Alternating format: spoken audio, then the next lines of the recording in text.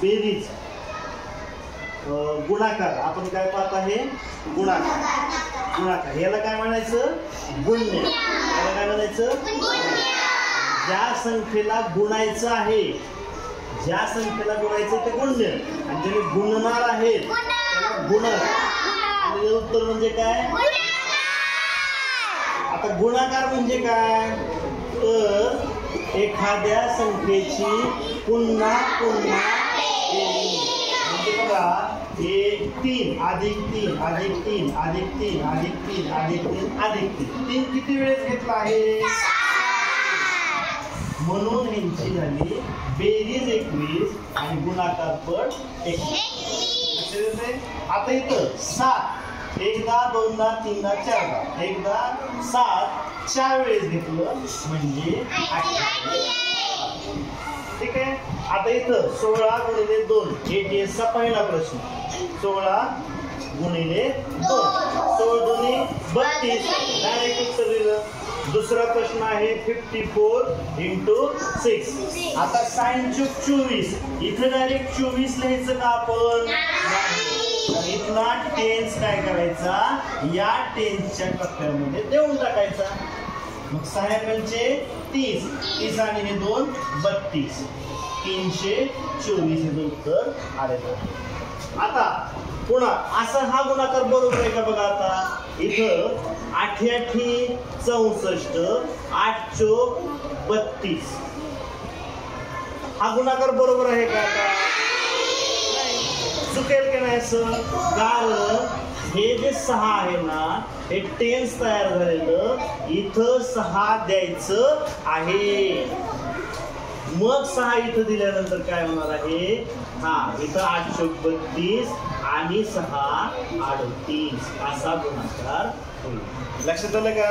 हातचा का द्यायचं लक्षात आलं का तुमच्या हे बघा इथं 48 गुणिले 6 असं केलं 6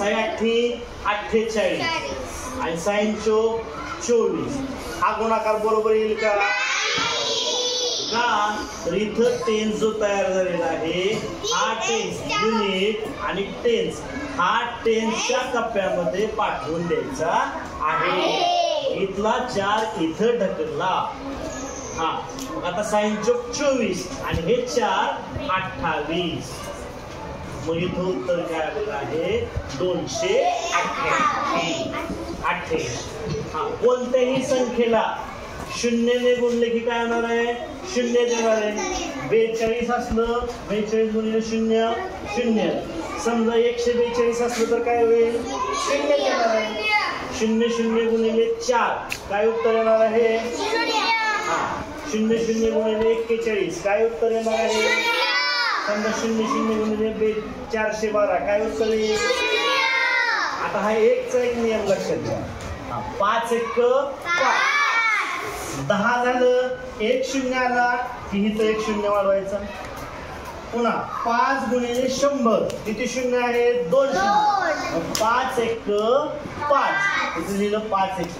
5 आणि हे 2 शून्य इथं लिहिलं 5 गुणिले 1000 बरोबर इथं किती शून्य आहेत 1 2 3 शून्य 1 2 3 शून्य 8 गुणिले 10000 असू द्या इथं किती शून्य आहेत 4 8 1 8 लिहिले इथं शून्य किती आहेत 1 2 3 4 1 2 3 4 4 शून्य आता समजा 9 गुणिले 1 किती पण शून्य देऊ द्या किती पण 1 0 2 0 3 0 4 5 6 7 8 9 10 10 शून्य आणि इथं दिला आहे 9 9 1 9 आणि 10 शून्य देऊन टाकायचे लक्ष देते आता शाब्दिक उदाहरणामध्ये एका माळेत 16 फुले एका माळेमध्ये 16 फुले तर अशा 5 माळांमध्ये किती फुले येतील 80 असं करत बसायचे का ह्या माळेत 16 ह्या माळेत 16 ह्या माळेत 16 ह्या माळेत 16 अशी बेरीज करायची का डायरेक्ट आपल्याला गुणाकार करता येतो आणि गुण्य 8 गुणक आहे 6 गुणाकार किती होईल 48 पुन्हा पुन्हा चालेल तर जोड उत्तर? आता मला सांगा, इथं समजा 5 दिलं आणि इथं दिलं 10, 12व उदाहरण. काय येईल? गुण्य 5 आणि गुणक 10 आहे. काय उत्तर येणार आहे? 50. करेक्ट, बरोबर. 5 गुणिले